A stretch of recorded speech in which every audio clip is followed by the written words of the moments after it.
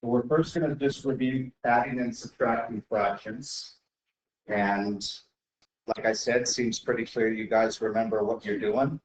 That if the denominators are the same, we simply add or subtract the numerators, keep the denominator the same in the answer to the addition or subtraction.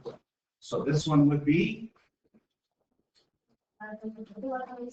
11 over 15, and what should we always check?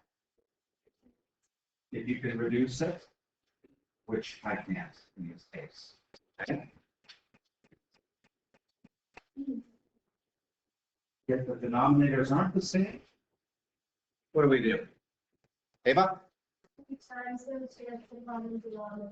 Okay, so what would the common denominator be in this one? 12, which means we don't have to change the first one, but 3 over 4 becomes what over 12? 9 over 12, because we multiply denominator and numerator by 3. Add, we get, am I done? Or can I reduce? 2? 7 over 6.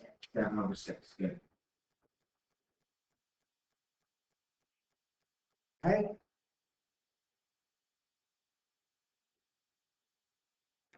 Oh, sorry, and I should make a point here. You do not have to change to mixed numbers. We really don't use mixed numbers much, okay? Because you may have noticed whenever we actually do things with mixed numbers, we always change them to fractions, okay? So why not just work with fractions in the first place?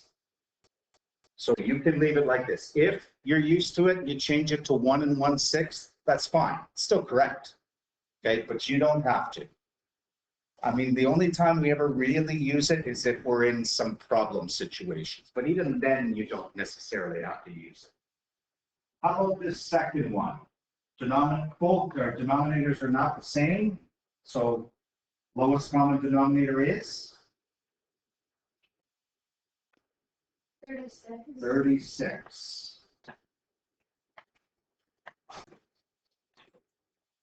Which means I have to multiply the first fraction by 4 and the second fraction by 9. So that gives me 28 over 36 minus 9 over 36, which gives us 19 over 36, which cannot be reduced. So we're done.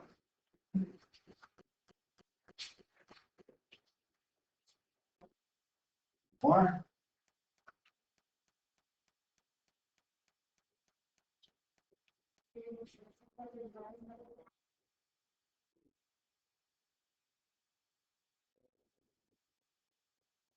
Change this to 3 over 1.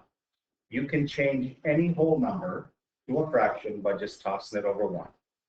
And now it's just, again, finding lowest common denominator, which would be 15. Don't have to change the second one. First one becomes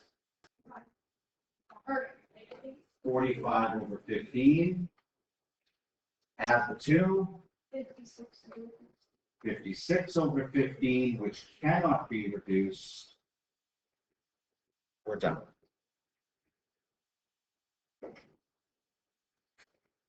Same idea with subtraction.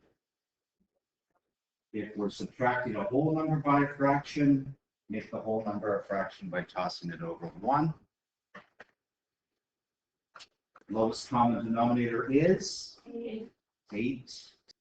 So the first fraction becomes 80 over 8, subtract 7 over 8 gives me 73 over 8, which cannot be reduced. Good.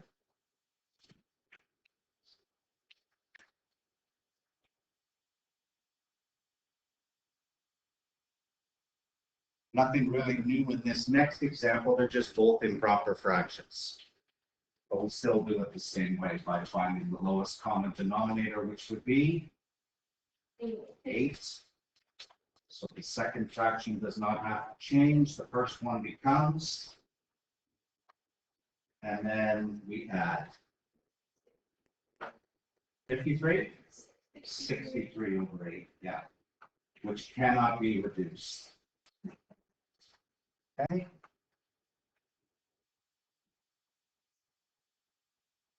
And then, of course, oh, sorry, we got one more. Before we do the word problems.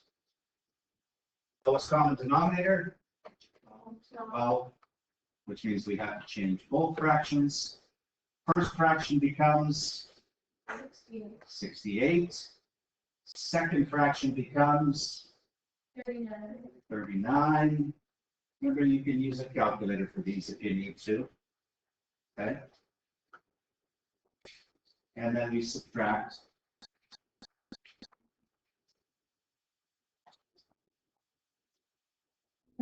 29, which can't be reduced. So we're done. Okay.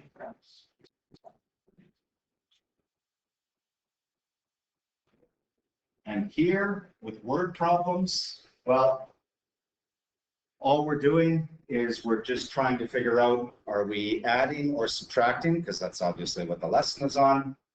Okay. And then we go ahead and do that to get our answer. So in a full set of permanent teeth, a quarter of them are incisors and 3/8 are molars. What fraction of all teeth are both incisors and molars? What would I do to the two fractions? Half.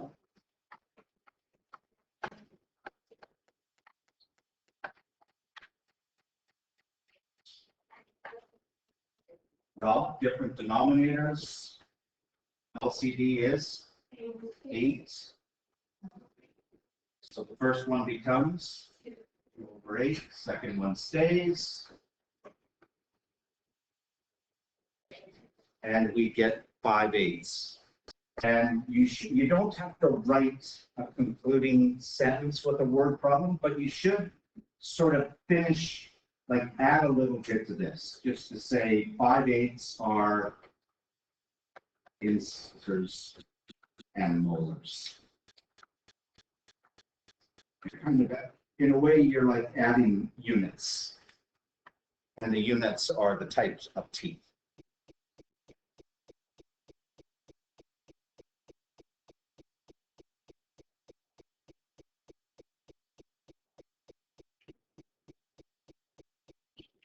And the last example, Herman has 3/4 of a yard of cloth material.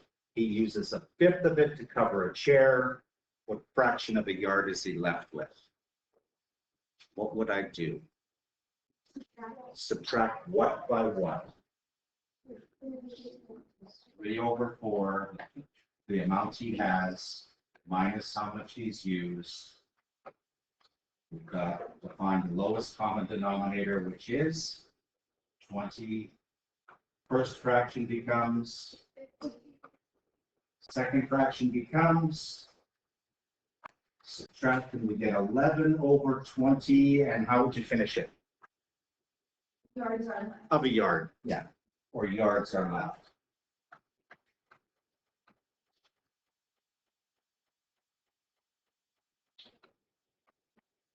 Okay.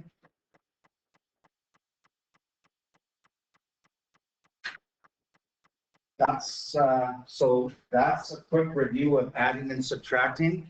Remember, if you're still having a little bit of difficulty with that, send me a message. Come and talk to me. Just say, you know what, I just need a little bit of clarification on that. I'm more than happy to help you. But in the meantime, we don't have class tomorrow because it's the walk. So 1.3 for Tuesday next week.